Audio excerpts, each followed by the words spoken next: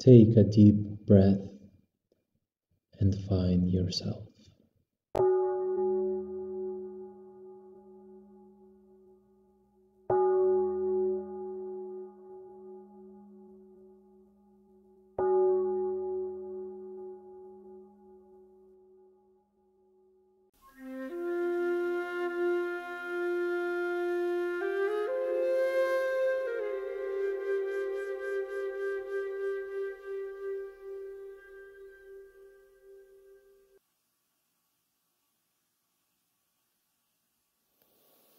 Welcome.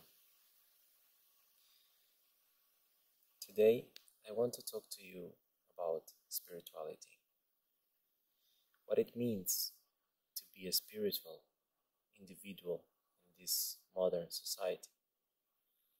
Which are the aspects that we need to take care of, and which are the values that we need to make ours in order to fulfill something bigger and something natural.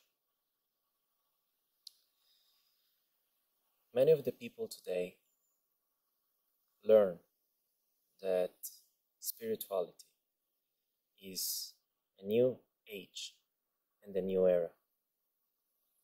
I want to make a clear point on this. We are spiritual beings belonging to a deeper and higher understanding of laws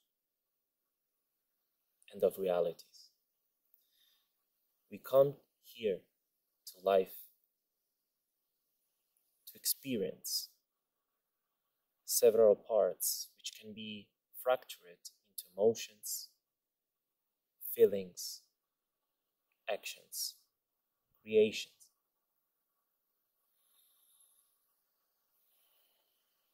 Said so, to be a spiritual being, conscious one, and aware of all what is surrounding us, and all what is within us,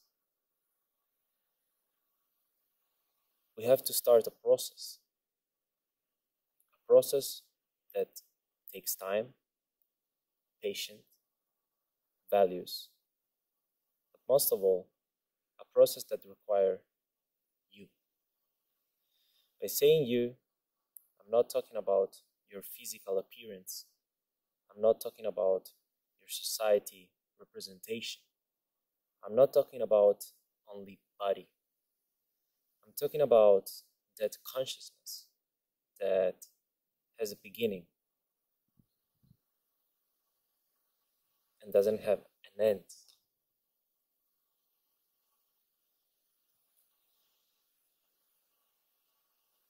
Many cultures today, they have the opportunity to mix their knowledge, to share their wisdom. All over the world, we are seeing a representation of what is a story, written, lived, and experienced by our ancestors. When I say our ancestors, I'm not just talking about our genetical code, our DNA lineage. I'm talking about something that is beneath, above, around, and beyond. I'm talking about something that concerns all of us. Unity. We are all one. Said so. Each of us has an individual experience of what is life, has a different story. In this story, it's your job, your goal to understand whether you are awake or not. Awakening, enlightening, and nirvana are three concepts that I am putting them together into a global understanding. with the first step, we have a realization of something inner, something inside us that has been silent, has been sleeping for many and super long time. When we talk about awakening, we talk about the soul. The soul is an aspect of this process in the middle. We have body, personal, idea, option, view, reality. We have a mind that is dictating the rule of our system. Once we awake, or we are into the awakening process, soul comes to play. And within soul, we have to consider a different reality, a reality that is called dual. Our life is based on these laws, on these purposes. It's based on an action and a reaction. One side and the other side. Science explains this with electrons, protons, and neutrons. Electrons and protons are this opposing reality. Neutrons is the soul in the middle that is able to visualize both of the sides, understand them, align them, and put them together in a conscious development of awakening. Once you awaken in this way, the game starts. Once you awaken in this way, knowledges, messages, existence shift. I'm talking by my own personal experience as a human being. But at the same time, my knowledge comes from an ancient and deeper understanding on how life affects us. Once you awake, automatically you start to believe. You start to have faith. We always have faith in something. But once you awaken the spiritual part of our reality,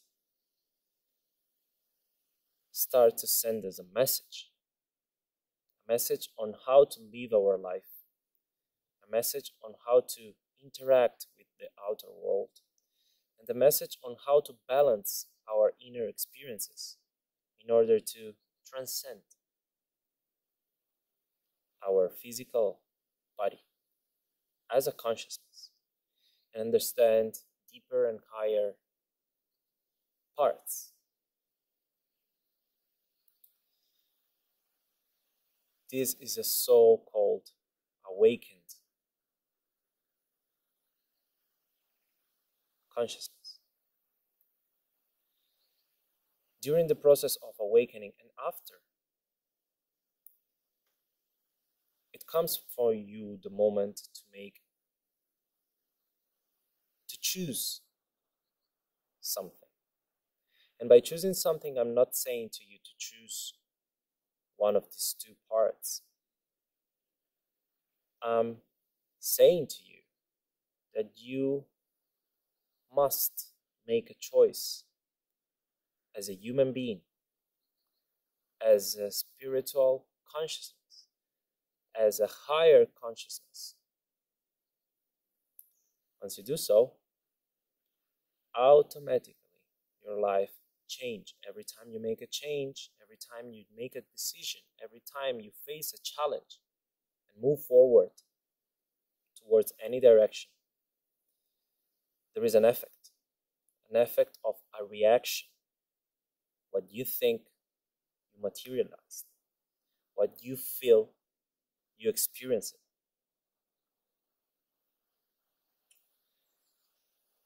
Here, we live on one side, the material existence. We take as our cultural and personal luggage wisdom. We embrace our path. Once you make that choice, you embrace your path. Now, a small point on this. There are several, a lot of different schools, a lot of different ways, a lot of different modalities on how to drive in your path, on how to drive your vessel, your body, your consciousness, your experience of life towards a mission, towards a goal. There are no rules, there are no dictations, there is consciousness. Once you are aware of all what it includes you as an individual, then you automatically understand what you have to do, how you are asked from yourself, from your inner self, to live this life.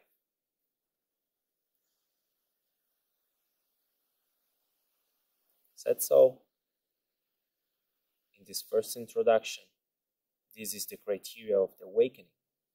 You open your eyes, you watch the world around you. You observe people in your closest circle, how they are behaving. You listen to your feelings and to your emotions, and you make a choice. Do I want to become what is outside, and like this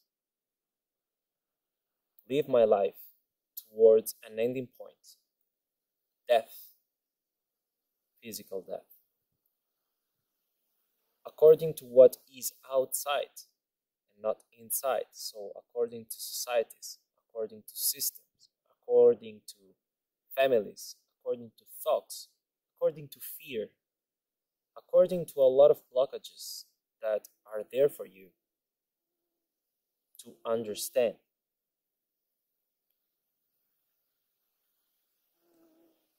Once you become aware of this, the other choice arises. The opportunity to use this life that you choose or have been given to you by nature.